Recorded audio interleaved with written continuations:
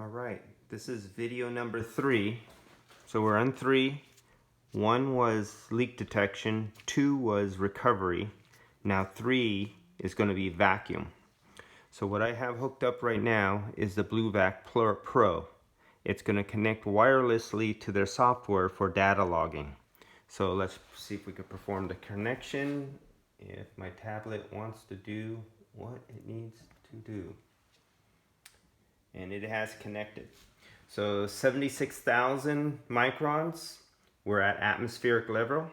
If you can see down there at the micron gauge, it says high P, high pressure. It is at atmospheric pressure right now.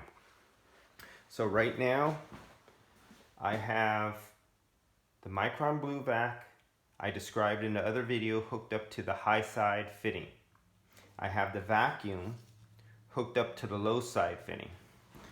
So if you actually see, I have my Appion fitting here closed off, and I have it to the micron gauge. I'm not screwed in yet, so I'm not to the ports. Remember, I performed recovery on here, and it's in a vacuum. Just the recovery machine has it in a vacuum all by itself without even hooking up the vacuum pump yet.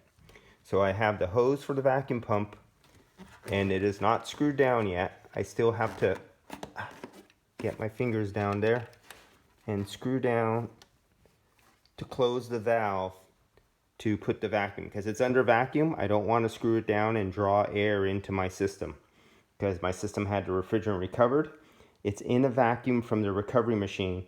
The last thing you want to do to an air conditioning system is, when you have it in a vacuum, have ambient air sucked into your system, because right now here in San Francisco where I'm at, it's like 80% humidity. The fog is rolling in and humidity is really high. It's only like 58 degrees outside, but we're at like 80% humidity.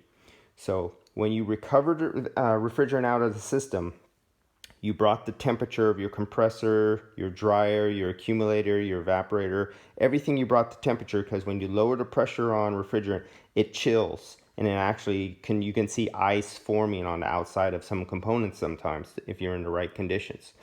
So if you let ambient air with all the moisture it has go in, just like in summertime when you see ice inside your glass and you see droplets of water form, ambient air would go in your system, hit all those cold components, and literally turn into drops of water that will absorb into your ester oil or your PEG oil.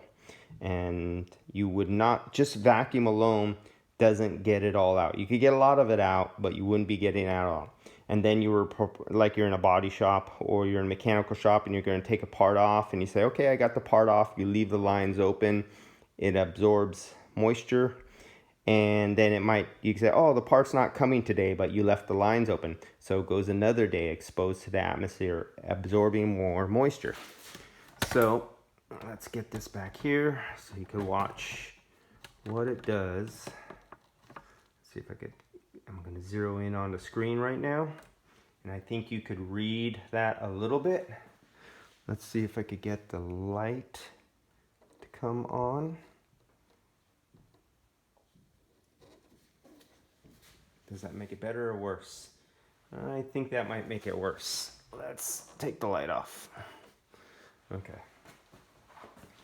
So now I'm going to kick on the vacuum pump. It's still not screwed in, so you'll see nothing happen. You'll just hear the vacuum pump going on. This is my NavVac 12 CFM vacuum pump that's capable of going down to 3 microns.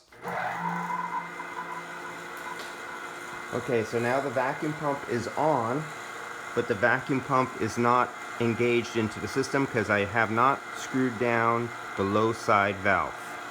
But first, now what I hate doing is that there's a little bit of air inside this tube, because I connected up this tube and this fitting, this Appion fitting after.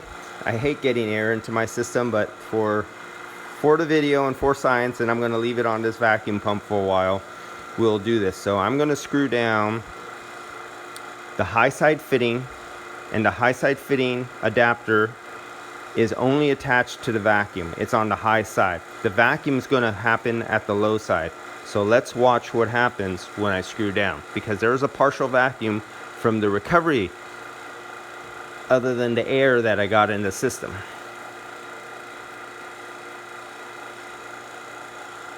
Okay. Unless I already bled it out, or I don't have it in there.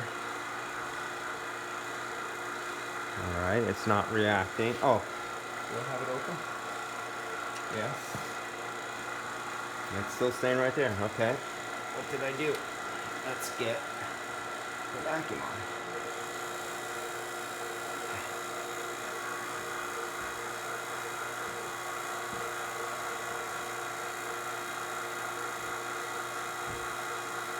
Okay, something's happening.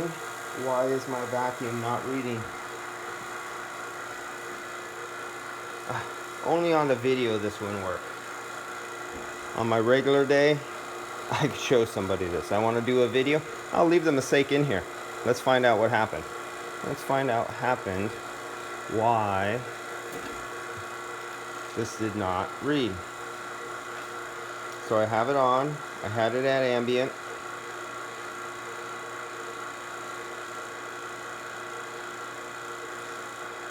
That's the light.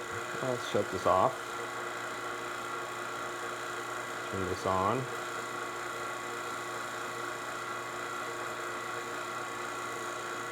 Okay, disconnected. I know this is hooked up to this. This, when you turn this down, would depress the valve in the system, and I should see vacuum.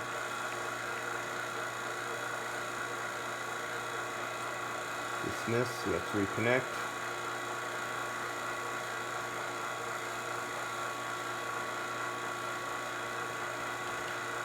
Connecting.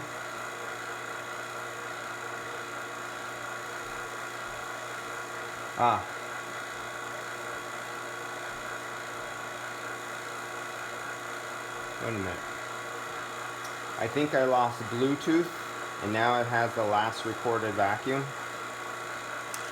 Let's find out what happens.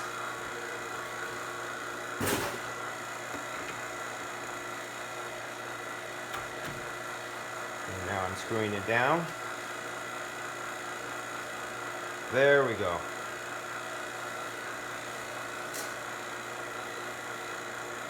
So my unit went into sleep while I was setting up for the video, and it did not reconnect. So that made a bad video. I'm gonna leave it because I don't have time to take a second video. At another time I'll perform this test again. But what happened was, while I was setting up for the video, when my unit went to sleep, because I never wait that long. When you're working, you never delay, you never wait, you just go. So my unit went to sleep, it disconnected from the Bluetooth, and it stopped where it was. So now that I have the vacuum, you are watching the vacuum fall right now. We're down to 8,000.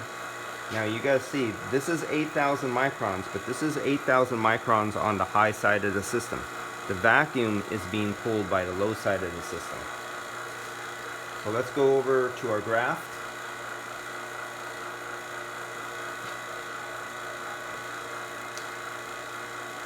There we go. There's our reading from our ambient temperature with the blue line way up there. And there's where I played with it. And then it jumped down, it reconnected. I guess it was recording the whole time. Let's see what the time. We're approaching 10 minutes.